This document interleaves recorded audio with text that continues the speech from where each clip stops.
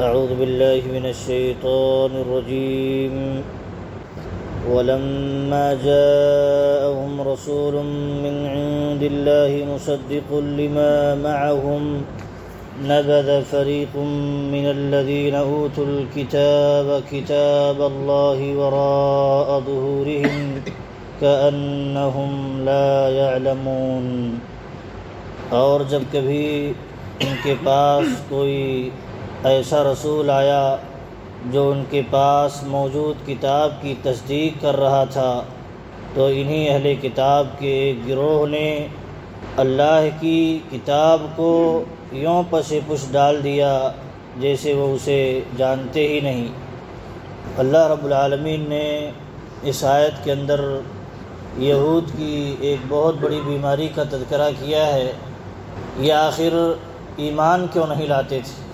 ساری سچائیاں وعدے تھیں، آنکھوں سے دیکھا حال تھا اور ساری نشانیاں مکمل تھیں، یہ اچھے سے پہچان بھی لیے تھے، ساری نشانیاں جان لیے تھے، کوئی شک و شبہ باقی نہیں رہا تھا، پھر بھی آخر یہ آپ صلی اللہ علیہ وسلم پر اور آپ کی لائی ہوئی کتاب پر ایمان کیوں نہیں لا رہے تھے؟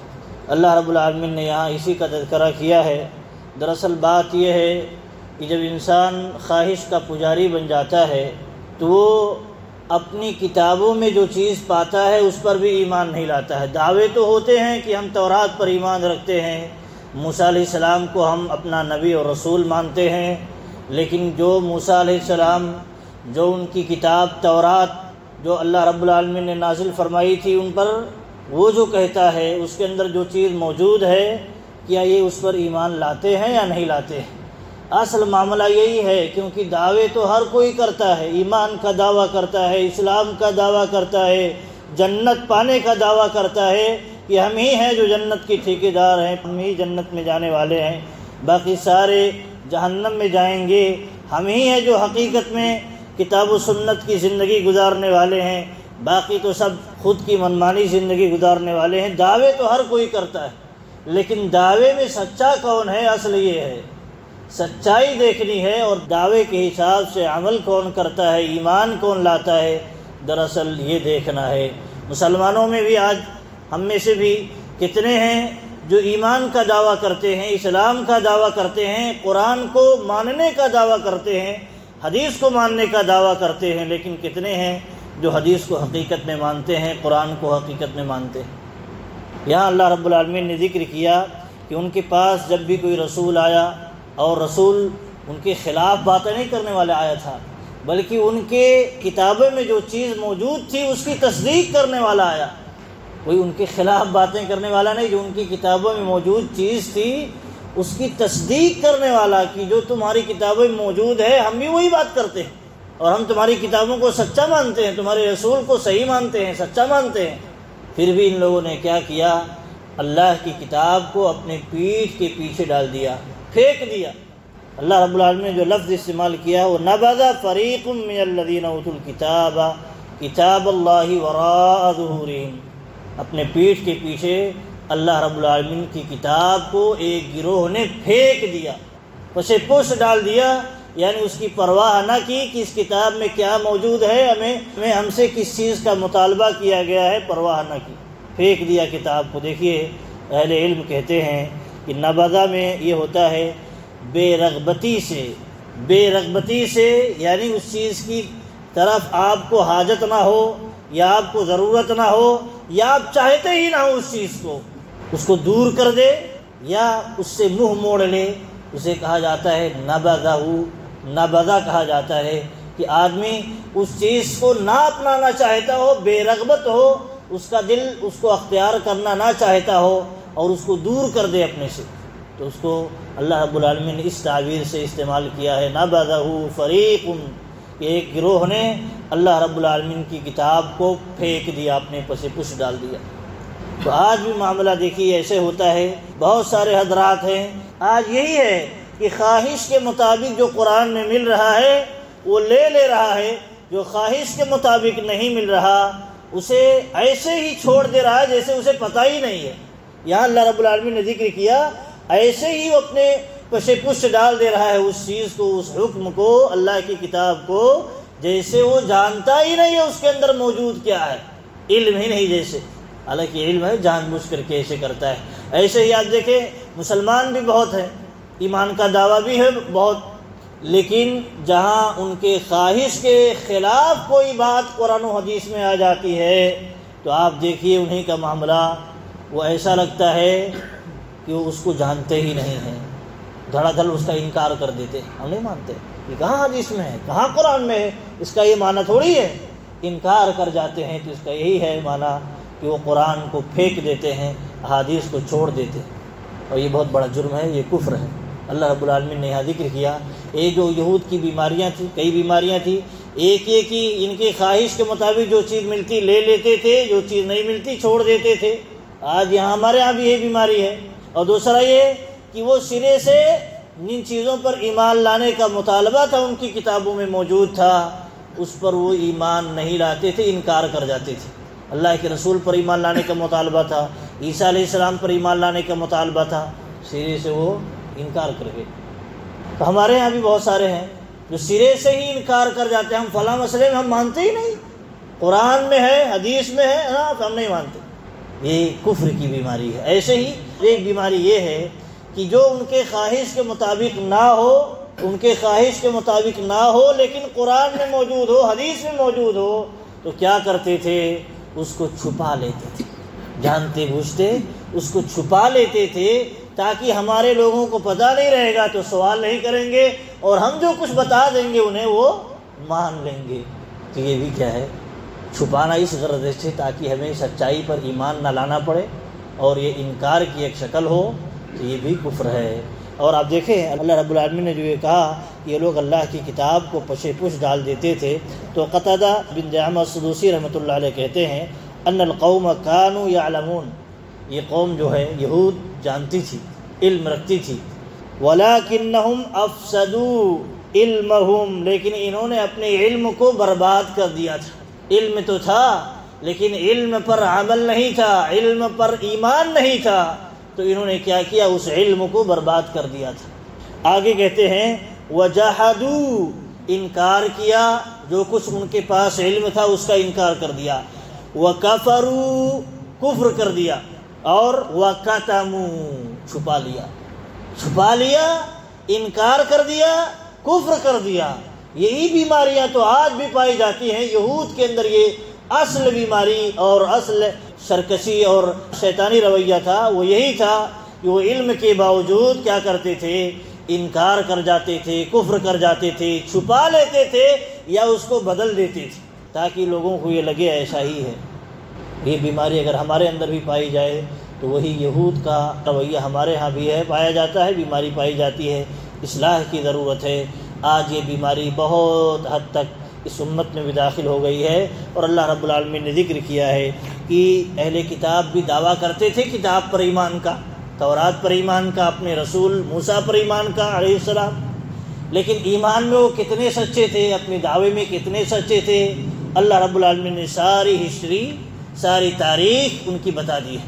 آگے بڑھ جگہ اللہ رب العالمین نے فرمایا وَلَوْ آمَنَ أَهْلُ الْكِتَابِ لَكَانَ خَيْرًا لَهُمْ، اگر یہ اہل کتاب حقیقت میں جیسے ایمان لانا چاہیے ایمان لاتے تو ان کے لیے بہتر ہوتا۔ منہم المؤمنون، ان میں سے تھوڑے لوگ ایمان رکھتے ہیں حقیقت میں، تھوڑے ہی لوگ حقیقت میں ایمان رکھتے ہیں، وَأَكْثَرُهُمْ الْفَاسِقُونَ، اکثریت ان کی کیا ہے، فاسق و فاجر ہے، کافر ہے، کفر کی راہ پر چل رہی ہے۔ تو دیکھیے اکثریت کیا ہوتی ہے، جو دعویٰ بھی کرتی ہے نا اس کے اندر بھی اکثریت ایمان نہ لانے والوں کی ہوتی ہے، کفر کرنے والوں کی ہوتی ہے، منمانی خواہش کے مطابق چلنے والوں کی ہوتی ہے۔ اپنے دیکھیے درمیان مسلمان جو کہتے ہیں، جتنے بھی اکثریت کا طبقہ دیکھیے، اکثریت منمانی ہی کرتا ہے، اکثریت قرآن و سنت کے خلاف ہی چلتا ہے، لیکن دعویٰ ہوتا ہے ہم قرآن کو مانتے ہیں، حدیث کو مانتے ہیں، رسول کو مانتے ہیں۔ ایسے ہی یہود کے یہاں یہ مسئلہ تھا۔ آپ دیکھیں اہل علم کہتے ہیں یہاں ایک بات یاد رکھنی چاہیے کہ اللہ کی کتاب کو چھوڑنے کی کچھ قسمیں ہیں کہ جو اگر انسان اس طرح کرتا ہے تو گویا وہ قرآن کو چھوڑ دیا ہے، قرآن کو اس نے پس پش ڈال دیا ہے، قرآن کو پھینک دیا ہے۔ امام ابن قیم رحمۃ اللہ علیہ کہتے ہیں کہ یہ کچھ چیزیں ہیں۔ پہلی چیز یہ ہے کہ اس کا سننا چھوڑ دے، اس پر ایمان لانا چھوڑ دے، اور غور سے سننا چھوڑ دے، یہ پہلی قسم ہے۔ اور یہ کیا ہے؟ ایمان نہیں لاتا ہے، تصدیق نہیں کرتا ہے، تو یہ کفر ہے۔ اور قرآن سے اعراض کرتا ہے، منہ موڑتا ہے، سننا ہی نہیں چاہتا ہے، کافروں کی طرح۔ وہ جو قرآن کی تلاوت ہوتی تھی تو شور کرتے تھے تاکہ ان کا شور، ان کی باتیں غالب ہو جائیں قرآن پر، اور قرآن کو لوگ نہ سن سکیں۔ یہ کافروں کی بیماری تھی، اور اگر یہ چیز ہمارے اندر بھی پائی جاتی ہے تو یہ کفر ہے اور کافروں کی بیماری ہے۔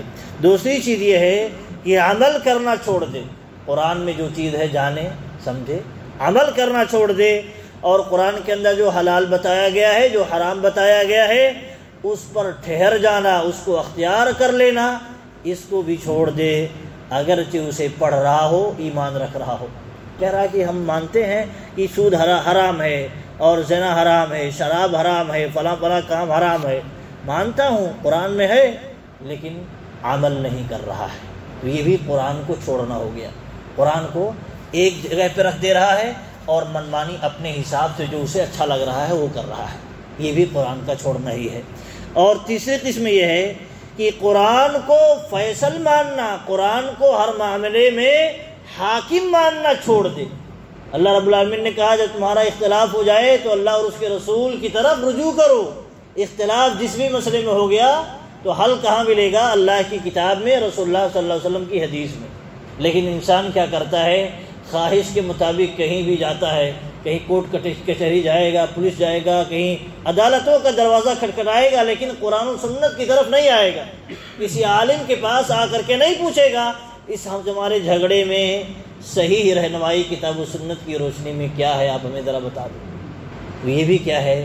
یہ بھی قرآن کو چھوڑنا ہے، اور یہ بسا اوقات کفر ہو جاتا ہے اس صورت میں جب انسان کیا سمجھ لے کہ قرآن کو ہم اس لیے فیصل نہیں مانتے کیونکہ قرآن سے بہترین تو دنیا والوں کا بنایا ہوا قانون ہے، تو یہ کفر ہو جائے گا، دائرہ اسلام سے انسان خارج ہو جائے گا۔ اور قرآن کے ہوتے ہوئے، سمجھتے ہوئے قرآن بہترین قانون ہے، لیکن دنیاوی فائدے کے چکر میں وہاں جائیں، کچھ کھلائیں گے پلائیں گے تو ہمارے حساب سے فیصلہ دے دے گا، ایسا اگر کرتا ہے تو یہ بھی کفر ہے، لیکن کفر دون کفر ہے۔ مانتا ہے قرآن میں فیصلہ ایسا ہے، ہم صحیح ہے، وہ بہتر ہے، لیکن دنیا کے فائدے کے چکر میں جاتا ہے کہیں دوسرے قانون کی طرف، تو کفر ہے، لیکن کفر دون کفر ہے، دائر اسلام سے خارج تو نہیں ہوگا، لیکن بہت بڑے گناہ کا مرتکب ہوگا۔ اور چوتھا یہ ہے کہ انسان اس میں غور کرنا، اسے سمجھنا چھوڑ دے، غور نہ کرے، قرآن کو سمجھے نہ، قرآن کہنا ہم سے کیا چاہتا ہے۔ بہت سارے ہیں قرآن مت پڑھو ورنہ فتنے کا شکار ہو جاؤ گے، نعوذ باللہ۔ قرآن مت سمجھو، قرآن سمجھا رہے ہیں کوئی، اس کی تفسیر کے ذریعہ، حدیث کے ذریعہ مت سمجھو، ورنہ کیا ہے؟ فتنے کا شکار ہو جاؤ۔ تو کیا کریں؟ جو ان کے بڑے پیر مرشد امام جو بتا دیں، آنکھ بند کر کے اس پر عمل کرو، چاہے وہ غلط ہی کیوں نہ ہو۔ یہی تو ہوتا ہے، آنکھ بند کر دیا جائے، کان بند کر دیا جائے، دل بند کر دیا جائے، تو اب پھر کیا ہے؟ جو پٹا ڈال دیا گیا ہو، پٹا، کتے کے گلے میں پٹا ڈال دیا جاتا ہے اور ہاتھ میں جو پکڑ لے، اب جو جہاں لے جانا چاہے اسے، تو ایسے ہی یہ پٹا ڈال دیا جاتا ہے تقلید کا اور اس طرح کی چیزوں کا، کہ امام صاحب جو کہہ دے بس اسی پر ایمان لے آؤ، قرآن جو کہتا ہے، حدیث جو کہتی ہے اسے چھوڑ دو ورنہ فتنے کا شکار ہو جاؤ گے۔ یہ کتنا بڑا ایک طرح سے شیطانی دھوکہ ہے، یہ بھی قرآن کو چھوڑنے کی قسم ہے۔ ایک پانچویں قسم ابن قیم رحمۃ اللہ علیہ کہتے ہیں، وہ یہ ہے کہ قرآن سے شفا حاصل کرنا، قرآن سے علاج حاصل کرنا بھی چھوڑ دے انسان۔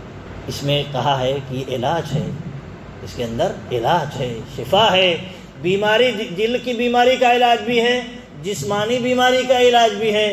اب بیمار ہو تو انسان اگر دوا نہیں لاتا ہے تو کم از کم سب سے پہلے یہ کرے، قرآن کے ذریعہ علاج کرے، سورہ فاتحہ پڑھے، سورہ فاتحہ رقیہ ہے، معوذتین پڑھے اور آیت الکرسی پڑھے، اور بھی اس طرح کی جو آیتیں ہیں پڑھے اور دم کرے۔ اس سے حتی الامکان کوشش کرے کہ ہم اس سے شفا حاصل کریں گے، قرآن شفا ہے۔ اور ایسے ہی دل کی بیماریاں جتنی بھی ہیں، جتنی بھی خرافات ہیں، اس کا بھی علاج قرآن کے ذریعہ سے کرے۔ یہ کیا ہے؟ مسلمانوں کی ذمہ داری ہے، اور اگر چھوڑتا ہے تو قرآن کو پس پش ڈالنے کی نشانی ہے، جو بہرحال خطرناکی دلیل ہے۔ اللہ رب العالمین سے دعا ہے کہ اللہ رب العالمین ہمیں کتاب و سنت پر ایمان لانے اور کما حقہ اس کے تقاضے کو پورا کرنے کی توفیق دے، اور یہود کے نقش قدم پر چلنے سے بچائے، اور نفس کی شرارتوں سے بچائے، آمین۔ وصلی اللہ علی نبینا محمد وآلہ وصحبہ اجمعین۔ السلام علیکم ورحمۃ اللہ وبرکاتہ۔